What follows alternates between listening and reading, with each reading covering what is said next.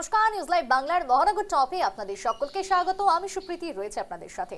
আর আজকের মহানগর টপে থাকছে 5 শহরের খবর এবং আপনার শহরের গুরুত্বপূর্ণ খবর জানতে প্রত্যেকদিন এই 6টায় মহানগর টপে আমরা নজর রাখি। তবে আজকে কলকাতা থেকে যেরকম ভাবে শুরু করব অন্যান্য দিনের মতনই ঠিক তার পাশাপাশি থাকবে শিলচরের খবর, থাকছে আগরতলার খবর এবং একই সাথে থাকছে শিলিগুড়ির খবর।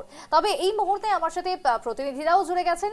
কলকাতার যেহেতু বেশ কিছু গুরুত্বপূর্ণ খবর রয়েছে, তাই আমি একটু শুরুটা শঙ্খদ্বীপকে দিয়েই শুরু করব, অর্থাৎ কলকাতার খবর, যেখানে আজকে গিরিশ পার্কে ভেঙে পড়েছে পুরনো একটি বাড়ি। কেন এই খবর আজকের দিনে অত্যন্ত গুরুত্বপূর্ণ? তার কারণ হচ্ছে, আমরা যদি দেখি সাম্প্রতিককালে তারাতলার বিপর্যয়, তারাতলার এই বিপর্যয়ের আগেও যদি আমরা একটু দেখি মাঝেরহাট বিপর্যয়, তার আগে যদি দেখি পোস্তা হাইওয়ে ভেঙে পড়া, সমস্ত কিছুকে কেন্দ্র করে কেন ঘটছে বারবার কলকাতার বুকে, কেন এই ধরনের ঘটনার পুনরাবৃত্তি? সোমবার সকালে 24 নম্বর কাশীনাথ বোস স্ট্রিটের উত্তর কলকাতার গিরিশ পার্ক এলাকায় দেখা গেছে এমনই একটি ঘটনা, যেখানে খবর পেয়ে কলকাতা পুলিশ এবং পৌরসভার কর্মীরা ছুটে যান। দীর্ঘদিন পুরনো বাড়ির কোনো রকমের রক্ষণাবেক্ষণ ছিল না, এমনটাই জানিয়েছেন প্রশাসন। আর এই জন্যই কি এই পরিস্থিতি, বা একাধিক প্রশ্ন উঠে আসছে। এবং সব থেকে বড় কথা হচ্ছে, এই যে কেএমসির যে ভূমিকা সঠিকভাবে আদৌ এতদিন ধরে পালন হয়েছে কিনা। বিজেপি সরকার সবেমাত্র ক্ষমতায় এসেছে এবং এত অল্প সময়ের মধ্যে সবকিছু করা সম্ভব নয়, ম্যাজিক নয়। আমি সরাসরি শঙ্খদ্বীপের কাছে যাব। শঙ্খদ্বীপ, এই যে একের পর এক যে কনস্ট্রাকশন ভেঙে পড়ছে, একের পর এক বিল্ডিং বলো, ব্রিজ বলো, সমস্ত কিছু ভেঙে পড়ছে, কি বলবে? পূর্বতন সরকারের কাজ তাহলে কেমন ছিল? আজকে কি তার একেবারে জলজান্ত উদাহরণ?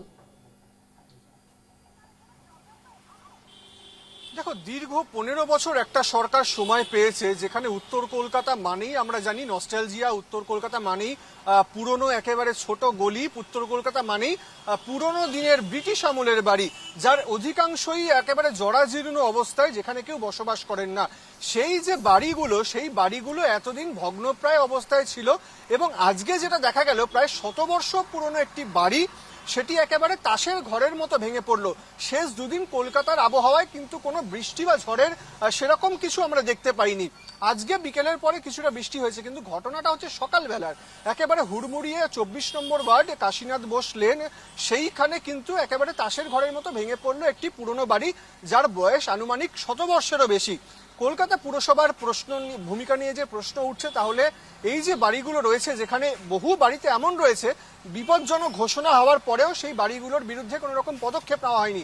এমনও বহু বাড়ি রয়েছে যেখানে বিপজ্জনক ঘোষণা হওয়ার পরেও বহাল তবিয়তে সেখানকার যারা ভাড়াটে, যারা সেখানকার বাড়িওয়ালা, একাংশ কিন্তু সেখানে ওইভাবেই রয়ে গেছে।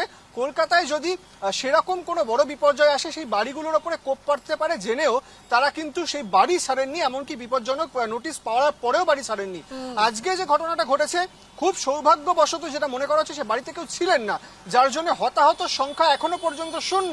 কিন্তু যদি কেউ থাকতেন, তাহলে সেই সংখ্যাটা কিন্তু বাড়তে পারতো। কারণ যেই ছবি আমরা সকাল থেকে নিউজ বাংলা দর্শকদের দেখাচ্ছি, ঠিক যেভাবে বাড়িটি ভেঙে পড়েছে, তাতে কিন্তু বাড়ির মধ্যে কোনো বসবাসকারী কেউ থাকলে অবস্থা কিন্তু যথেষ্ট সংকটজনক হতে পারতো, এমনটাই মনে করা হচ্ছে। তবে এই যে রক্ষা, সেই রক্ষা কতগুলো বাড়ির ক্ষেত্রে পাওয়া যেতে পারে? আগামী দিনে আরো যে কলকাতার বিভিন্ন জায়গায় এরকম 100 বর্ষের পুরনো আরো বেশি হয়তো বয়সের বাড়ি সেগুলো রয়েছে, বিশেষ করে যখন মেছুয়া বাজারের যে ঘটনা, অগ্নিকাণ্ডের ঘটনা ঘটলো, একেবারে প্রায় 14 জনের প্রাণ হারানো হলো, সেখানে মমতা বন্দ্যোপাধ্যায় তৎকালীন মুখ্যমন্ত্রী গিয়ে বলেছিলেন আশেপাশে যে কটা বাড়ি রয়েছে পুরনো বাড়ি, সেখানে অবিলম্বে খালি করতে হবে। মুখ্যমন্ত্রী মমতা বন্দ্যোপাধ্যায় তৎকালীন মুখ্যমন্ত্রী নির্দেশের পরেও একেবারে পুরসভায় যে হাত গুটিয়ে বসেছিল, আজকে কিন্তু সেই বাড়ি ভেঙে পড়ার যে ঘটনা, তা এখানে প্রমাণ করছে। আজকে যদি কোনো রকম কোনো প্রাণহানি ঘটতো, তাহলে কি দায় পূর্ববর্তী সরকার নিত, নাকি সেই দায়টাও শাসক দল এখনো পর্যন্ত যারা ক্ষমতা আছে তাদের ঘাড়েই বর্তাতো, সেটা নিয়ে কিন্তু প্রশ্ন উঠছে। খুব সম্প্রতি একেবারে সপ্তাহখানেক আগের ঘটনা, যেখানে তারাতলার একেবারে একটা বড় বিপর্যয় দেখলাম, গোটা একেবারে দেশ দেখলো।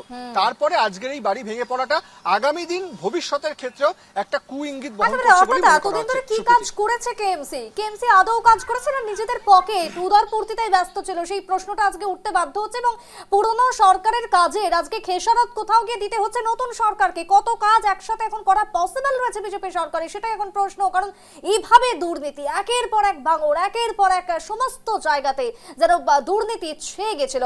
সংগঠে আরও একটি খবর রয়েছে কলকাতার বুকে, দেখো এই মুহূর্তে বিশ্বকাপ ফুটবল চলছে, কিন্তু সেই ফুটবলের উত্তেজনাকেও হার মানিয়ে দেবে কলকাতা বা বাংলার পলিটিক্স। এই মুহূর্তে দাঁড়িয়ে যদি আমি তৃণমূলের খবরের দিকে দেখি, তাহলে কিন্তু দিনের পর দিন নতুন নতুন, কিছুক্ষণ পরে হয়তো আবারও কিছু খবর উঠে আসবে। এবং এই মুহূর্তে বাংলায় বিধানসভা চলছে এবং সেখানেই দেখা গেছে একেবারে ভিন্ন চরিত্র, ভিন্ন একটা চিত্র তৃণমূলের মধ্যে, যেখানে বিধানসভাতে চরম নাটকীয় মোড়। ওবিসি বিল যখন পেশ হচ্ছে, তারপরে ওবিসি বিলের যে সরাসরি বিরোধিতা, সেই বিরোধিতায় বিধানসভায় বসে করবেন নাকি বেরিয়ে যাবেন, সেই দ্বন্দ্বে পড়েছেন এবার ঋতব্রতপন্থী তৃণমূল। একদল বেরিয়ে গেলেন, একদল থেকে গেলেন। ভাবুন তাহলে কে আসল, কে নকল, কে তৃণমূলপন্থী, কে কালীঘাটপন্থী, কে ঋতব্রতপন্থী, সবকিছু এখন মানে ঘেটে ঘ এক প্রকার। শঙ্খদীপ, সিনেমার কথা মনে পড়ে যাচ্ছে, আমরা ছোটবেলায় দেখতাম, খুব দেখাতো টিভিতে, সেটা হচ্ছে আসল নকল। তৃণমূলের বর্তমান অবস্থা থেকে সেই সিনেমার কথা হুবহু মনে পড়তে বাধ্য। অর্থাৎ কে আসল কে নকল, বিধানসভার মধ্যে দাঁড়িয়েও, অধিবেশন কক্ষে দাঁড়িয়েও সেই প্রশ্নের উত্তর কিন্তু মিলল না। কারণ আজকে যখন ওবিসি সংরক্ষণ বিল, যেটা সংশোধনী বিল, সেই বিল যখন পেশ করা হচ্ছে, ঋতব্রতপন্থী তৃণমূলেরা ওয়াকআউট করে চলে গেলেন। বসে রইলেন বাইরন বিশ্বাস, কাজল শেখ, সেই সঙ্গে আরো মোট 6 জন বিধায়ক, তারা বসে রইলেন।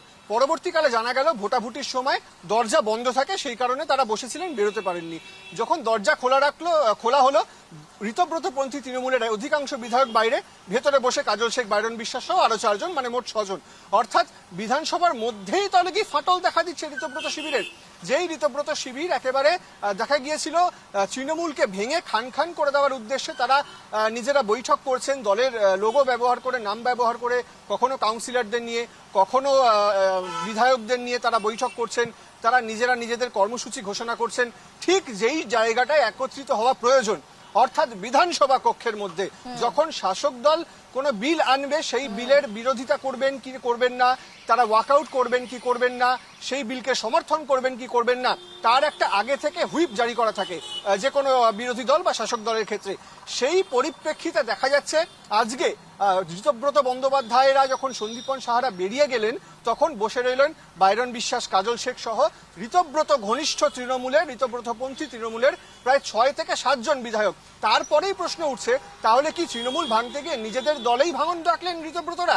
মানে তৃণমূল দলটা সংগঠন এখন এমন অবস্থায় গিয়ে পৌঁছেছে, আজকে বিধানসভা আমরা এমন একটা অবস্থা যেখানে দলের কারোর সাথে কারোর কোনো কমিউনিকেশন নেই, কারোর সাথে কারোর কোনো মনোভাবাপন্ন নেই।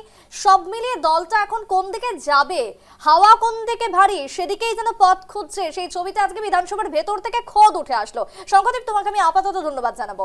এই মুহূর্তে দাঁড়িয়ে আমরা বাংলার দিকে নজর রাখছিলাম, পরপর দুটো খবর, একদিকে একের পর এক ভাঙন, কলকাতার বুকে, বাংলার বুকে একের পর এক ভাঙন যখন লেগে রয়েছে। কেএমসির ভূমিকা, এত বছর ধরে কি কাজ করেছেন স্বয়ং মন্ত্রী ফিরহাদ হাকিম, সেই প্রশ্ন তো উঠে আসবেই, উঠে আসাটাই স্বাভাবিক। ঠিক অন্যদিকে তৃণমূল যে মানে একেবারে পরতে পরতে চমক দিচ্ছে এবং বিধানসভাকে একেবারে যে ছবিটা আজকে দেখতে হলো, সেটা দিয়ে স্বাভাবিকভাবে প্রশ্ন উঠছে যে কলকাতা এখন প্রত্যেকটা মুহূর্তে যেন তৈরি করছে একের পর এক চমক। এবার আমি একটু শিলচরের দিকে যাব, যেখানে শিলচর জেলার বিশিষ্ট নাগরিকদের সঙ্গে মত বিনিময় সভা, যেখানে অংশ নিয়েছেন মন্ত্রী কৃষ্ণেন্দু পাল। আমরা যদিও গতকালকে সেই ছবি দেখিয়েছি, এবং জেলার সার্বিক উন্নয়ন, জনকল্যাণমূলক যে উদ্যোগ, সেই সমস্ত বিষয় নিয়ে নাকি আলোচনা হয়। কিন্তু আজকে প্রশ্ন উঠছে যে ঠিক কি আলোচনা হলো। সভাতে কৌশিক রায় ছিলেন সাংসদ পরিমল শুক্লবৈদ্য, শিলচরের বিধায়ক ডক্টর রাজদীপ রায়, উদারবন্দের বিধায়ক রাজদীপ গোয়ালা, সকলেই ছিলেন। এবং তার সাথে মানুষের সমস্যা সমাধানে যে এই বৈঠক, কোথাও গিয়ে তা পরিষ্কার। আমি একটু যাব বিক্রমের কাছে। বিক্রম, এই মুহূর্তে দাঁড়িয়ে বরাক বা শিলচর, আমরা জানি বরাকের ক্ষেত্রে আমরা জানি যে মিনি সেক্রেটারিয়েট ইতিমধ্যে রয়েছে, সেটা তৈরি হয়েছে। সব মিলিয়ে দাঁড়িয়ে মানুষের ডেভেলপ কতটা হয়েছে, কি সমস্যা নিয়ে আলোচনা হলো এই বৈঠকে? হ্যাঁ সুপ্রীতি, দেখেছি যে আসামে বিজেপি সরকার আসার পর আর হেমন্ত বিশ্ব শর্মার সরকার আসার পর গত টার্মে আমরা দেখেছি যে বরাকের উন্নয়নের প্রতি আরো বেশি তাওয়াজ্জু দেওয়া হয়েছে, ধ্যান দেওয়া হয়েছে। তাই হেমন্ত বিশ্ব শর্মা সরকার আলাদা করে একটি ডিপার্টমেন্ট বানিয়ে দিয়েছেন যে বরাক উন্নয়ন দপ্তর। মন্ত্রী লাস্ট টার্মে আড়াই বছরের জন্য কৌশিক রায় পুরো পুরো টার্মের জন্য বরাক উন্নয়নের মন্ত্রীর সাথে কাছাড়ের অভিভাবক মন্ত্রী হিসেবে দায়িত্ব দেওয়া হয়েছে কৃষ্ণেন্দু পালকে। প্রথমবার দায়িত্ব নেওয়ার পর উনি এসছেন। আগামী দিনের স্টেপ বা আগামী দিনে কিভাবে বরাকের আর কাছাড়ের ডেভেলপমেন্ট হয়, ওভারঅল সার্বিক উন্নয়ন হয়, সেটা নিয়ে কিন্তু যাচাই করা মিটিং করার আগে প্রথমে উনি কাল বসেছেন, একটি হলে বসেছেন শিলচর এবং কাছাড় জেলার বিভিন্ন বিশিষ্ট বা বিভিন্ন সমাজকর্মী, উদ্যোগপতি বা ডিফারেন্ট সেকশনের মানুষের সাথে অ্যাকচুয়াল কি প্রবলেম আছে, কোন কোন সেক্টরে কাজ করতে হবে সেটা কিন্তু জানার জন্য। আমরা দেখেছি মন্ত্রীর সাথে ছিলেন লোকসভার সাংসদ পরিমল শুক্লবৈদ্য, মন্ত্রী কৌশিক রায়, আর এবং কাছাড় জেলার যে 7টা সমষ্টি রয়েছে 7টা সমষ্টির 7 জন বিধায়ক, 6 জন বিজেপির বিধায়ক, সাথে সোনাইর কংগ্রেসের বিধায়ক, অনেক মানুষ, প্রায় 100-র উপরে যারা প্রমিনেন্ট পার্সোনালিটিরা ছিলেন বা ব্যক্তিরা ছিলেন, তারা কিন্তু বিভিন্ন স্তরের প্রশ্ন উঠিয়েছেন বা উল্লেখ করেছেন যে এই স্থান, যেমন এখন দেখা যাচ্ছে পুরো, আমরা যদি বরাক ভ্যালির কথা বলি তো ভারতমালা আর আসাম মালার কাজ চলছে, ব্রিজ, ফ্লাইওভার এইসবের কাজ চলছে। এই কাজ চলাকালীন অবভিয়াসলি যখন কাজ চলে তখন অল্প হলেও মানুষের অসুবিধে হয়, কিন্তু ওরা বলছেন যে প্রশাসনের আরো নজর দেওয়া দরকার, বা ডিপার্টমেন্টের নজর দেওয়া দরকার। কেননা দৈনন্দিন আমরা দেখতে পাই যে তোমার শিলচরে বহুত রাস্তা রয়েছে, অনেক রাস্তা রয়েছে যেগুলো কিছু না কিছু কারণে হয়তো ডুবে যাচ্ছে, তাহলে ভাঙন ভেঙে যাচ্ছে, মানুষের তখন দুর্ভোগ আরো চরমে গিয়ে পৌঁছাচ্ছে। এই সমস্যাগুলো অর্থাৎ সিভিল যে সমস্যা রয়েছে সেগুলোকে সমাধানের কি উপায় তারা বাছলেন? দেখেন, সবাই নিজের নিজের পয়েন্টে বলেছেন, কেন কি এই যে দুটো খাল রয়েছে, রাঙ্গির খাল আর লঙ্গাই খাল মেইনলি, এই খাল নিয়েও কিন্তু পরিদর্শন করেছেন কৌশিক রায়। কেননা এই জল নিষ্কাশন যে ড্রেনেজ সিস্টেমের কাজ চলছে পুরো শহর জুড়ে, এই ড্রেনে জল বেরোতে পারে না, তাই কিন্তু বর্ষা হলেই সমগ্র শিলচরের মেইন জায়গাগুলো জলের তলায় চলে যায়। First point. সেকেন্ড পয়েন্ট হলো, যারা রোজ শিলচর থেকে হাইলাকান্দি, শিলচর থেকে শ্রীভূমি বা বিভিন্ন জায়গায় যারা চাকরিজীবী মানুষরা আছে বা স্কুলের ছাত্রছাত্রীরা আছে, রেগুলার বেসে আসা যাওয়া, রোজ সকাল বিকাল আসা যাওয়া করতে হয়, তাদের কিন্তু প্রাণের ঝুঁকি নিয়ে আসা যাওয়া করতে হচ্ছে। কেননা রাস্তার অবস্থা খারাপ, একদিকে যেদিকে এই ফ্লাইওভারের কাজ চলছে তার দুটো পাশে কিন্তু রাস্তা নেই, এখানে পুরোই কাদা, না ড্রেনেজ আছে, সেটা নিয়ে একটা পয়েন্ট উঠেছে।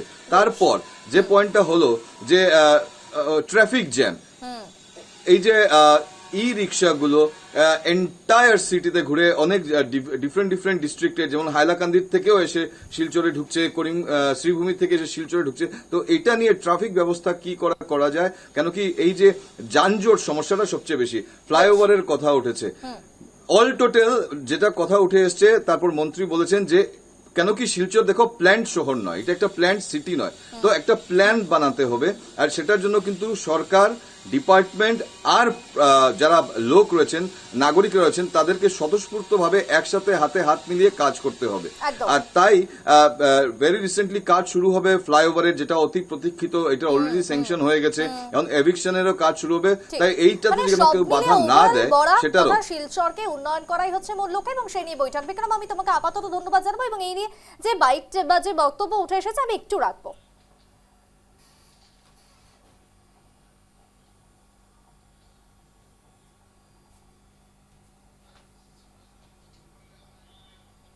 প্রথমে আমি চিন্তা করলাম, বা আমরা রিভিউ মিটিং গুয়াহাটিতে করলাম ডিপার্টমেন্টাল অফিসারদেরকে নিয়ে, যে বরাক উপত্যকার জন্য আমরা প্রথম যে রোডম্যাপ তৈরি করব, তার কারণে প্রথমে প্রত্যেক জেলায় একটা প্রবুদ্ধ নাগরিক সংগ্রাম, ইন্টেলেকচুয়াল স্পিচ, তার মাধ্যমে অনেক কথা উঠে আসবে, এবং এইটার উপর একটা রোডম্যাপ তৈরি করে মাননীয় মুখ্যমন্ত্রী মহোদয়ের কাছে আমরা উপস্থাপন করব, এবং ওই প্ল্যান মাফিক আমরা কাজ করব। আমরা সবাই জানি মুখ্যমন্ত্রী মহোদয় বরাক উপত্যকার মানে একটা ভালো উন্নয়ন হোক, তার জন্যই প্রয়াস করে। আসবো মহানগর টপে অন্যান্য খবর নিয়ে, তবে সময় একটা বিরতি, ফিরছে বিরতির পর, সঙ্গেই থাকুন। ফিরেলাম বিরতির পর, এবং এই মুহূর্তে নজর রাখবো একটু শিলিগুড়ি খবরে। কোনো অবৈধ হোর্ডিং থাকবে না, আর এবার সেই জায়গাতে দাঁড়িয়ে অ্যাকশন মোডে শিলিগুড়ি পুলিশ, কারণ হোর্ডিং এর বিরুদ্ধে এবার শিলিগুড়ির পুর নিগম, মাফ করবেন, শিলিগুড়ির পুর নিগম ইতিমধ্যে সেই ব্যবস্থা নিতে শুরু করেছে, যেখানে সেখানে বেআইনিভাবে যে হোর্ডিং গুলো রয়েছে তার বিরুদ্ধে অভিযান। কমিশনার বীর বিক্রম রায় এবার সেই অভিযান চালালেন এবং অভিযানে নেমে অবৈধভাবে তৈরি যে হোর্ডিং সেগুলো ভেঙেও দিলেন কমিশনার। অভিযোগ, বিগত বোর্ডের আমলে অবৈধভাবে এই হোর্ডিংগুলো শহরের যেখানে সেখানে গজিয়ে উঠেছিল। একেবারে যেখানে সেখানে বিল্ডিং, রাস্তা সমস্ত কিছু জুড়ে তৈরি হয়েছিল, যার ফলে শহরটা একেবারে জঞ্জালে আবর্জনায় যেন ভরে যাচ্ছিল এই সমস্ত হোর্ডিং গুলোকে ঘিরে। আর আজকে সোমবার দিন শিলিগুড়ির সেবক মোড়ের একটি শপিং মলে গিয়ে তার বিল্ডিং প্ল্যান খতিয়েও দেখার পাশাপাশি অবৈধভাবে তৈরি হওয়া হোর্ডিং সমস্ত কিছু খুলে ফেললেন এবার কমিশনার। সরাসরি আমি যাব, জয়দীপ জুড়ে গেছে এই মুহূর্তে শিলিগুড়ি থেকে। জয়দীপ, এই যে শহরকেও তো এটা একটা পরিষ্কার পরিচ্ছন্ন করার উপায় বলা যায়, যেখানে চারিদিকে হোর্ডিং এ ভরে গিয়েছিল যে কোনো জায়গাতে, সেই সমস্ত কিছুর বিরুদ্ধে এবার করা হলো শিলিগুড়ি পুর নিগম। একদমই তাই। দেখো, শহর জুড়ে যেভাবে ক্রমশ অবৈধ হোর্ডিং এবং যেগুলো একেবারে পুর নিগমের যেটা বলা হচ্ছে চোখের আড়ালে এই তৈরি হয়েছে ক্রমশ এই হোর্ডিংগুলি, সেগুলি নিয়ে এবার কিন্তু কড়া পদক্ষেপ নিতে চলেছে শিলিগুড়ি পুর নিগমের পুর প্রশাসক বোর্ড। এবং আজ কিন্তু তার একটা শুরু হয়ে গেল এবং স্বয়ং কমিশনার, পুরো কমিশনার তিনি নিজে কিন্তু ময়দানে নেমেছেন। এই ধরনের অবৈধভাবে তৈরি এই যে বেআইনি হোর্ডিংগুলো তার বিরুদ্ধে কিন্তু অভিযান চালানো হবে। এবং আজ শিলিগুড়ির সেবক মোড়ের একটি মলে যান এবং সেখানে গিয়ে তিনি কিন্তু এই হোর্ডিং দেখতে পান এবং তার অনুমতি চাওয়া হলে তারা মল কর্তৃপক্ষ তার সেই অনুমতি কোনো দেখাতে না পারে, তৎক্ষণাৎ তিনি সেখানে দাঁড়িয়ে থেকে পুরকর্মীদের নির্দেশ দেন যাতে ওই অবৈধভাবে তৈরি হোর্ডিংকে ভেঙে ফেলা হয় এবং তৎক্ষণাৎ তিনি তার নির্দেশের পর কিন্তু সেই হোর্ডিং ভেঙে ফেলা হয়। এবং শুধু তাই নয়, শিলিগুড়ি শহরে যেভাবে এই অবৈধ এই হোর্ডিং ক্রমশ তৈরি হচ্ছে, যার জেরে কিন্তু শহরের সৌন্দর্য এক প্রকার মুখ ঢাকছে এবং যার জেরেই কিন্তু এই অভিযোগ বারবার উঠছিল যে এই অবৈধ হোর্ডিংগুলির বিরুদ্ধে ব্যবস্থা নিক পুরো নিগম। এবং সেই এর আগের বোর্ডে কিন্তু সেই ব্যবস্থা নেওয়া হয়নি বলে এটা অভিযোগ। এবং শেষমেশ কিন্তু যখন বোর্ড ভেঙে দেওয়া হলো, বর্তমানে সেখানে প্রশাসক বসিয়ে দেওয়া হয়েছে এবং প্রশাসকের দায়িত্বে রয়েছেন উত্তরবঙ্গ উন্নয়ন দপ্তরের সচিব আর বিমলা, তিনি নিজে রয়েছেন এবং কমিশনারকেও বদল করে দেওয়া হয়েছে এবং আগের যিনি কমিশনার তাকে বদলে এবং এসজেডি এর যিনি সিইওর পদে তাকে নিয়ে অতিরিক্ত দায়িত্ব দেওয়া হয়েছে পুরো কমিশনার। এবং তিনি দায়িত্ব নেওয়ার পর থেকেই শহর জুড়ে এই ধরনের অবৈধ বিল্ডিং, অবৈধ হোর্ডিং, এই ধরনের কাজের উপর লাগাতার অভিযান চালানো। তাহলে দেখো সুপ্রীতি, এখানে একটা প্রশ্ন উঠেই গেল যে তাহলে এতদিন তৃণমূল পরিচালিত যে বোর্ড ছিল তাহলে তারা কি করলো? এই ধরনের অবৈধ যেভাবে হোর্ডিং শহর জুড়ে লাগলো, তাহলে কি সমস্তটাই তৃণমূল কাউন্সিলর নেতাদের মদতেই হয়েছে? এটাই কিন্তু এখন স্বাভাবিকভাবে প্রশ্ন উঠছে। কারণ ইতিমধ্যে একটি তালিকা তৈরি করা হয়েছে পুরসভার তরফে এবং সেই তালিকা ধরে ধরে যে হোর্ডিং গুলো লাগানো হয়েছে তার অনুমতি চাওয়া হবে হোর্ডিং সংস্থার মালিককে, অর্থাৎ কর্ণধারদের।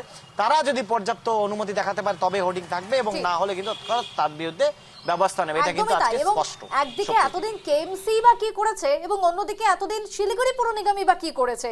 কলকাতাতে বিল্ডিং ভাঙছে, কলকাতাতে ব্রিজ ভাঙছে, আর আজকে শিলিগুড়িতে এরকম ভাবে অবৈধ হোর্ডিং এ ছেয়ে গেছে পুরো শহর। সবকিছু মিলে গত 15 বছরের হিসেব আজকে মানুষ চাইতে শুরু করেছেন। যদিও তোমাকে আমি আপাতত ধন্যবাদ জানাবো এবং এই মুহূর্তে মহানগর চপে আমরা একটু পরবর্তী খবরের দিকে নজর রাখবো। সরাসরি এবার চলে যেতে হবে আগরতলার খবরে, যেখানে ইতিমধ্যেই আগরতলাকে কেন্দ্র করে বেশ কিছু খবর গত কয়েকদিন ধরে উঠে আসছে। তার মধ্যে বাল্য বিবাহ হচ্ছে অন্যতম এবং বাল্য বিবাহের ক্ষেত্রে ত্রিপুরা বা আগরতলা বা গোটা আমি রাজ্যটার কথাই বলবো, যেখানে যেন প্রথম দিকে এগোচ্ছে।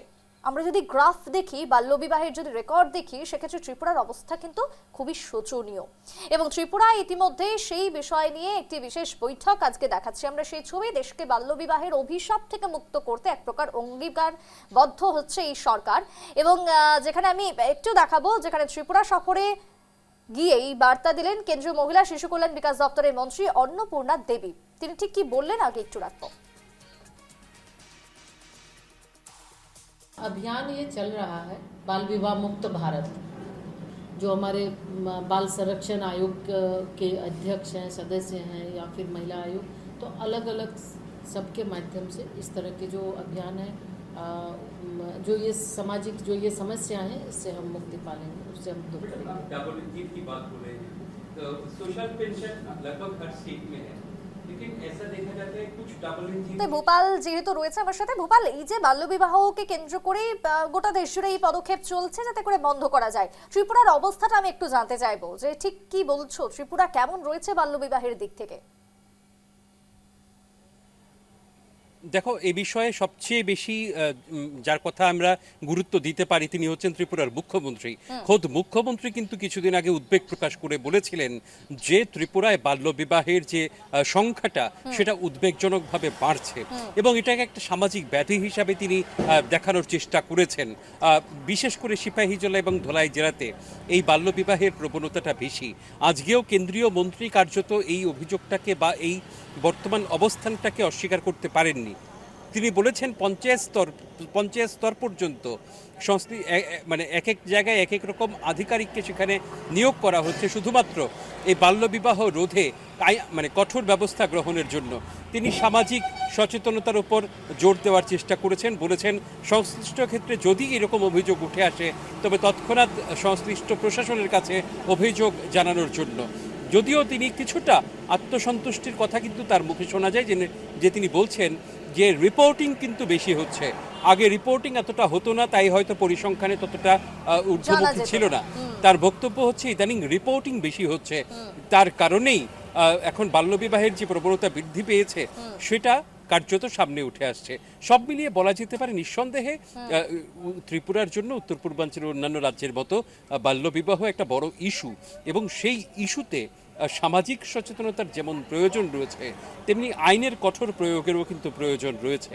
কারণ এর জেরে প্রচুর নাবালিকা মেয়ে কার্যত তার জীবন শেষ হয়ে যাচ্ছে তার।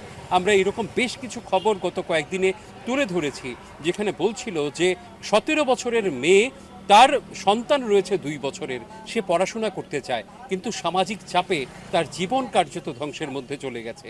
এই অবস্থায় নিঃসন্দেহে এটা একটা চিন্তার বিষয় এবং কেন্দ্রীয় মন্ত্রীর এই বক্তব্য আদৌ আত্মসন্তুষ্টির বহিঃপ্রকাশ নাকি কর্মক্ষেত্রে প্রশাসন বা সরকার প্রয়োজনীয় উদ্যোগ গ্রহণ করছে তা কিন্তু সময়ের সঙ্গে সঙ্গেই স্পষ্ট হয়ে এবং উঠবে। ভোপাল যেহেতু তুমি শুরুটাই করলে মুখ্যমন্ত্রীর কথা দিয়ে, মুখ্যমন্ত্রী ঠিক কি বলেছেন আমি একটু রাখবো দর্শকদের জন্য। চাইল্ড ম্যারেজ নিয়ে আমরাও চিন্তিত, এখানে এটা উদ্বেগজনক, নো ডাউট। আমি বলেছি এর আগেও কয়েকটা ডিস্ট্রিক্ট আছে সেখানে এটা তো অনেক আগের থেকেই অনেকে মনে করে যে মেয়েরা জন্মগ্রহণ করেছে তাড়াতাড়ি বিয়ে দিয়ে দিলে মানে দায়িত্ব যেন সারা গেল আর কি।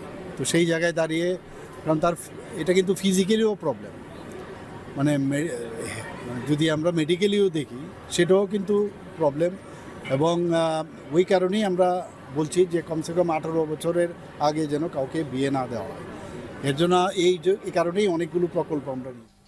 ভোপাল মুখ্যমন্ত্রীর বক্তব্য আমরা শুনলাম। এই মুহূর্তে দাঁড়িয়ে কি পদক্ষেপ নেবে ত্রিপুরা সরকার বা সঙ্গে কেন্দ্র, কি ভাবছে ত্রিপুরাকে এই জায়গা থেকে মুক্ত করার উপায় কি, একেবারে সংক্ষেপে জানতে চাইবো। দেখো, উভয় ক্ষেত্রে কিন্তু মূল বিষয় হচ্ছে পঞ্চায়েত স্তর পর্যন্ত এই বিষয়টাকে মানুষের কাছে নিয়ে যাওয়া। বিশেষ করে পঞ্চায়েত বা গ্রামীণ এলাকাতে এর প্রবণতা বেশি দেখা গেছে এবং সেই ক্ষেত্রে সামাজিক সচেতনতা বৃদ্ধি যেমন প্রয়োজন রয়েছে তেমনি অভিযোগ পাওয়ার সঙ্গে সঙ্গে ব্যবস্থা গ্রহণের প্রয়োজনীয়তাও কিন্তু রয়েছে। যদিও বেশ কিছু ক্ষেত্রেই সাম্প্রতিককালে এরকম ঘটনা উঠে এসেছে যে বিয়ে বাড়ি থেকেই পুলিশ সেখানে উদ্ধার করেছে নাবালিকা মেয়েকে। দেখার বিষয় সামগ্রিকভাবে এটা কতটা প্রভাব ফেলতে পারে এবং সামাজিক সচেতনতা কতটা বৃদ্ধি হয় এতে। ঠিক, একেবারে তাই। ভোপাল, ধন্যবাদ তোমায়। এই মুহূর্তে দাঁড়িয়ে আমরা মহানগর টপে আজকে নজর রাখছিলাম আমরা 4 শহরের খবরের দিকে। তবে মহানগর টপ মানে প্রত্যেকদিন থাকছে আপনার শহরের আপনার গুরুত্বপূর্ণ খবর। দেখতে রাখুন প্রত্যেকদিন ঠিক সন্ধ্যে 6টায় মহানগর টপ।